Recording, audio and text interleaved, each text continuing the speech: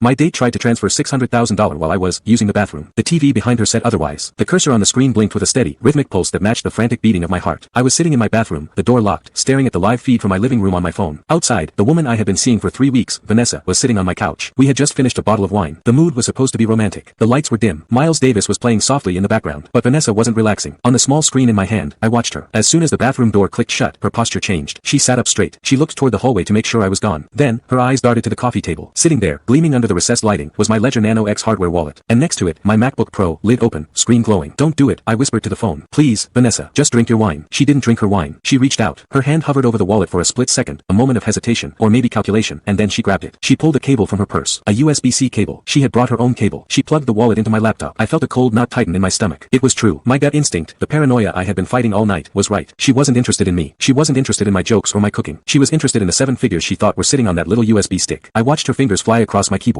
She opened the Ledger Live app. She moved with a speed and efficiency that wasn't just curious. It was practiced. It was professional. She reached into her purse again and pulled out a small, folded piece of paper. She flattened it on the table next to the computer. It was a QR code, or a wallet address written in longhand. She started typing. I didn't storm out. I didn't scream. I sat on the edge of the tub and watched. I needed to see how far she would go. I needed to see if she would actually hit send. Because what Vanessa didn't know, what she couldn't possibly know, was that the laptop wasn't just a computer. It was a honeypot. And the wallet she was holding, it was a ghost. Let's back up. I met Vanessa on Hinge. She was gorgeous, smart, funny. But on our second date, the conversation took a weird turn. We were having sushi, and she started asking about my watch, then my car, then, oddly specific questions about finance. So, crypto, she had said, dipping a piece of sashimi in soy sauce. You got in early, right? Like 2016. Yeah, I nodded. Got lucky. Do you keep it on an exchange? She asked. Or do you self-custody? I heard exchanges are risky. Self-custody, I said. Not your keys, not your coins. Smart, she smiled. Do you use a Trezor or a Ledger? I heard ledgers are easier to use. It was a weird question for a girl who claimed she worked in marketing for a nonprofit. Most people don't know the difference between hardware wallets unless they are in the game. Then tonight happened. Third date. Cooking at my place. Throughout dinner, she kept glancing at my desk in the corner. She asked if I traded often. She asked if I kept my recovery seed phrase in the house. No, I lied. It's in a bank vault. But the device, she pressed, touching my arm. You keep the device here, right? In case you need to sell fast. Yeah, I said. It's around. I saw the hunger in her eyes. It was subtle, but it was there. A flash of greed masked by flirtation. So, I set the stage. I put a decoy ledger on the coffee table. I loaded it with a watch-only account that looked like it held 10 Bitcoin. About $600,000 at current prices. But the private keys weren't on the device. It was a dummy interface. You could click send, but it would just error out after a loading screen. And the laptop, I installed a script, a keylogger, a screen recorder, and a program that activates the webcam the second a USB device is inserted. I walked into the bathroom 5 minutes ago, and now, I was watching a crime in progress. She was typing the address. A long string of alphanumeric characters. She double-checked it against the paper. She was meticulous. She clicked max amount. The screen showed, sending 10.05 BTC. She took a breath. She looked at the bathroom door one last time. She clicked continue. The device on the table lit up. Confirm transaction. What happens in the next 5 minutes isn't just a breakup. It is the forensic dissection of a scam artist who picked the wrong target. By the time she leaves this apartment, she won't just be single, she's going to be famous in all the wrong circles. To watch full story, kindly follow on screen instructions.